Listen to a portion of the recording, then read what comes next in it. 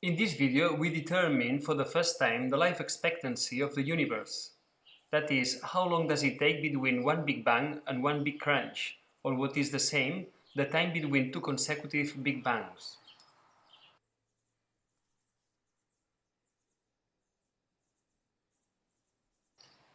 In the first video of this series called The Cyclical Universe, it was theoretically shown that the universe is indeed cyclical. At the time, we argued that the Big Bang, understood as the origin of time, has an implicit problem called a spontaneous generation.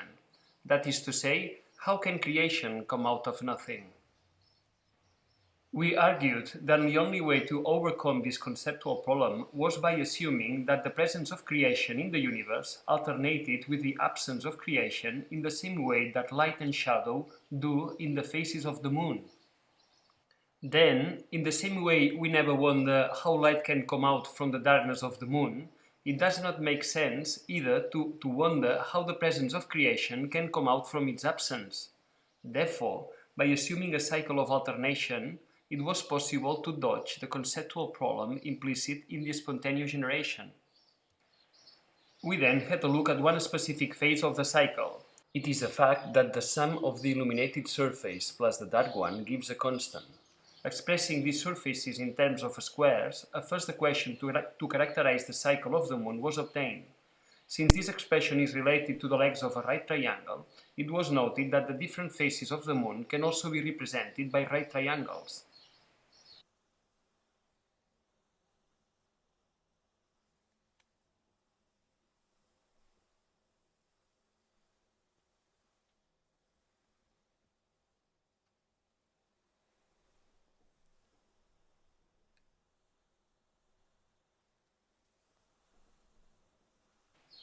Then, by overlapping these triangles, we saw that as the faces of the moon advanced, the vertex of the triangle describes a circle.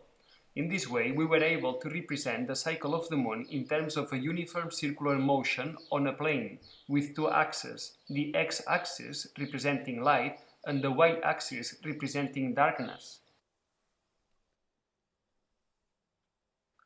A peculiarity of this representation is that in a single turn, the cycle of the moon appears twice. That is, there are two new moons and two full moons.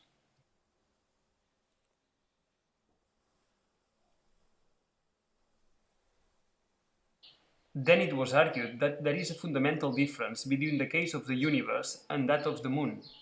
When looking at the moon, one can see both its light and darkness simultaneously. This is so because we look at it from the outside.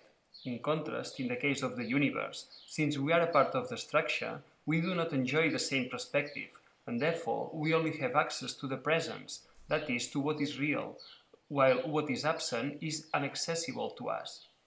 In particular, we said that for us the absence or beyond was inconceivable, and then we argued that if the real world can be counted using real numbers, the beyond had to be counted using some numbers which, from the perspective of the real ones, had to appear as inconceivable, and here it is where the imaginary unit I was introduced.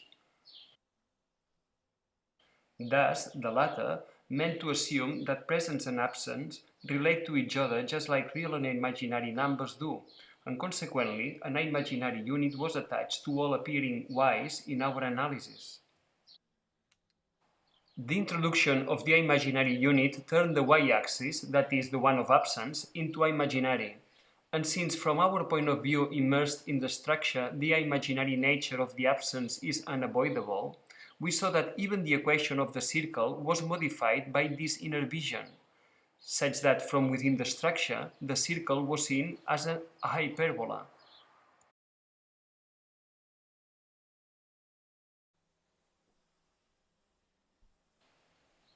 We then compare this new expression to the relativistic invariant interval to realize that presence manifests physically in terms of space, while absence does so in terms of time. We then wonder how other properties of the circle look from this new point of view from inside the structure. Specifically, we consider the change in coordinates due to an axis rotation transformation. So the strategy was clear. First to find the coordinate transformation due to an axis rotation, and then to change all the y values to IY.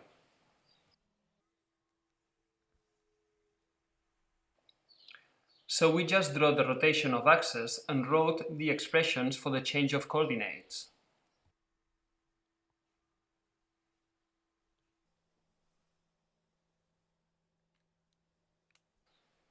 Then all y's were changed to iy, and not only those that appear explicitly in the expressions of the change of coordinates, but also in those that are implicit in the sine and cosine definitions.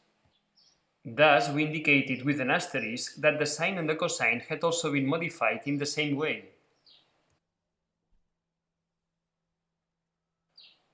If the classical cosine is defined as the contiguous side over the hypotenuse and the sine as the opposite side divided by the hypotenuse, now turning the vertical leg into a pure imaginary value, the new cosine and the new sine became these new expressions.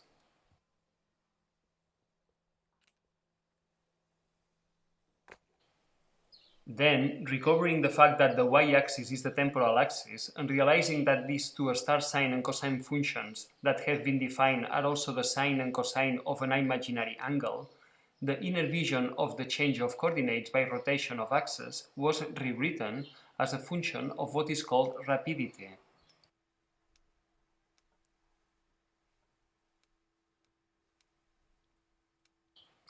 In this way, it was shown that all this procedure led to the starting point of the hyperbolic theory of relativity, from which the Lorentz transformations and all relativistic effects are deduced.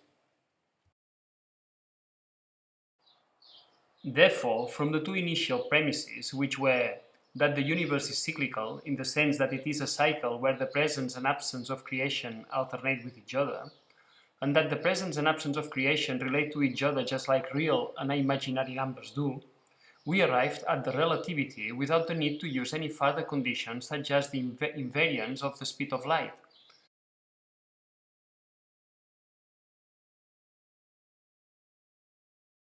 Then, if relativity is taken for granted, these two initial premises must be also true.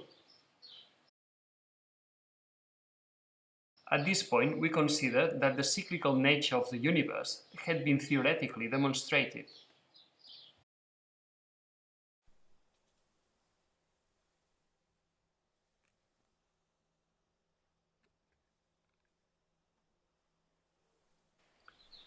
The fact of having identified presence with space and absence with time turned the fundamental cycle between presence and absence into a kind of a space-time rotation.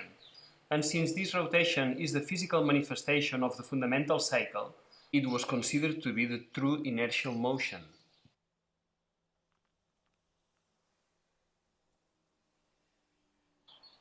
Then, since the axis of absence is invisible to us, we focus on the x-axis.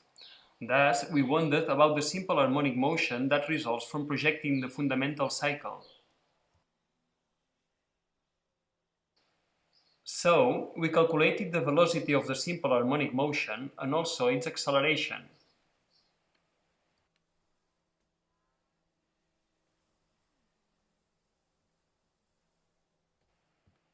In particular, it was noted that the acceleration changed its sign to point outwards, rather than inwards as in the simple harmonic motion observed from the outside, that is, the classical one. At this point, it was argued that to make our analysis be consistent with the known equations of relativity, the linear rotational speed of the cycle had to be the speed of light. In this way, omega became c over r. This value was substituted in the expressions of the time coordinate, the position, and also in those of the momentum and the energy that had been previously found, which turned out to be intimately bound to the velocity and the acceleration of the simple harmonic motion. These expressions were considered to be those of inertial motion. Since inertial motion has become a space-time rotation, we now wonder in this chapter whether this rotation is physically perceptible. Rotations are normally accompanied by accelerations. Specifically, if we are subjected to a rotation, we feel a kind of fictitious force, the centrifugal force, which pushes us out of the turn. In this case, do we experience something similar by the fact of being turning in a spacetime? Does any acceleration appear? Yes, there is one acceleration coming along with it and it can be calculated. We know that with respect to some fixed axis, the velocity of a body, which is the group velocity v sub g, is expressed as a function of the angle theta according to minus ic times the sine star over the cosine. With the rotation, the velocity keeps changing, and this variation can be calculated with respect to what is called an instantaneous reference frame with respect to the object itself, ourself in this case. The variation of the velocity turns out to be equal to c times the differential of angle. Then, since the proper acceleration is defined as the variation of the velocity over an interval of proper time, and since the frequency of rotation is c over r, one has that the proper acceleration becomes c squared divided by the radius of curvature of a spacetime. This result coincides with that of general relativity when this acceleration is gravity. So could the centrifugal acceleration that results from our spacetime rotation be gravity? If so, how can a centrifugal force point inward rather than outward? To understand this, note again that the acceleration in the simple harmonic motion, when seen from our inner perspective from within the structure, has positive sign, that is, opposite to the one of the acceleration in the conventional simple harmonic motion. This difference in sign is what allows us to identify gravity as the centrifugal force that results from the fact that we are spinning in a spacetime according to our inertial motion. And here it comes an interesting point. If rather than the spacetime rotation, we now recover the concept of a cycle of alternation between presence and absence, it is seen that regardless of the amount of presence in the universe, the cycle always follows the same curvature. This is equivalent to saying that the related value of gravity remains constant even if the presence of matter decreases as the cycle evolves. In other words, absence also interacts in terms of gravity. This phenomenon must be related to the observation made by Zwicky as early as 1933. Studying a cluster of galaxies, he observed that the speed of rotation of these galaxies around the center of mass of the cluster was greater than the expected value. The explanation that Zwicky suggested at that time was that there must be much more mass in the cluster than the one that could be directly observed. Thus, the term invisible matter or dark matter was born. Therefore, what is known in the scientific literature as dark matter or dark energy is what here we have been referring to as absence. And we can state so because both concepts coincide in the fact that despite being invisible, they still interact gravitationally. Currently, according to an estimate published by NASA, dark matter and dark energy combined make up 95% of the universe, with only the remaining 5% made up of visible matter.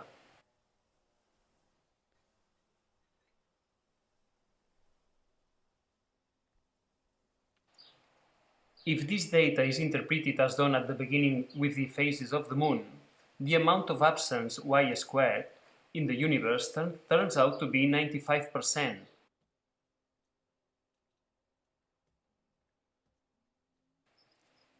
Then, to interpret this data, it is useful to draw the cycle of the universe as the phases of the Moon.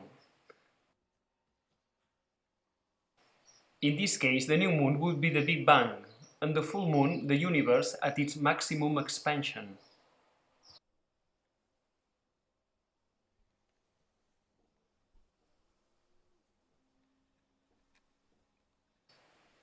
Since we come from a Big Bang and we are still expanding, we are in this region of the cycle. So the associated triangle is this one, from which one can calculate its angle by applying the inverse cosine, knowing that the hypotenuse is 1 and the leg is the root of 0.95.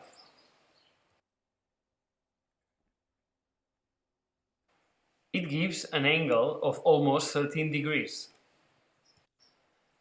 If we now divide 180 by 12.921, we will find how many times the angle that has already been swept from the Big Bang until now fits within the 180 degrees of the cycle.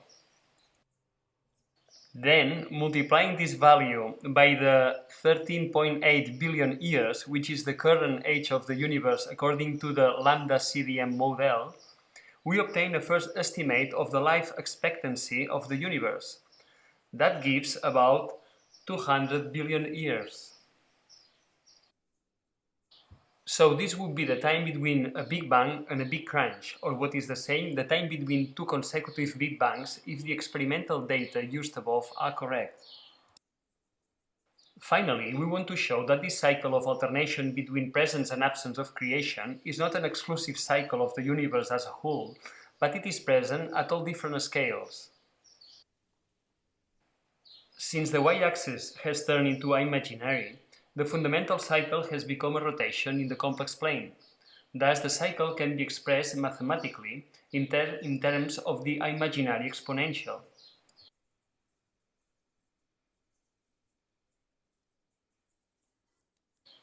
Then, since the relativistic action of a free particle is minus mc squared times the proper time, one can write the exponent as I times s over h bar, which is nothing but the Dirac's transition amplitude that Feynman later used to reformulate quantum mechanics in terms of path integrals.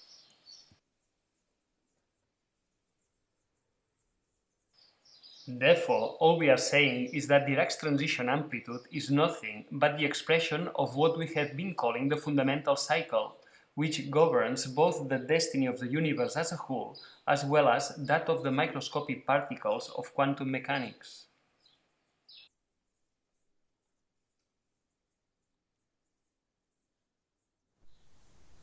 Molt bé, doncs espero que us hagi agradat.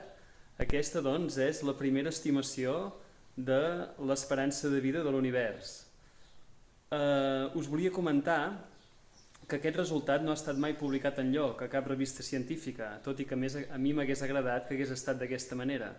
Però la cosa no ha pogut anar per aquí i al final m'he vist empès a publicar-ho en forma d'aquests vídeos. Espero que us hagin agradat i comentar-vos això, que com que no ha estat publicat enlloc, no ha passat per un filtre de revisió a parells. Per tant, espero que entre tots ho puguem revisar. Gràcies.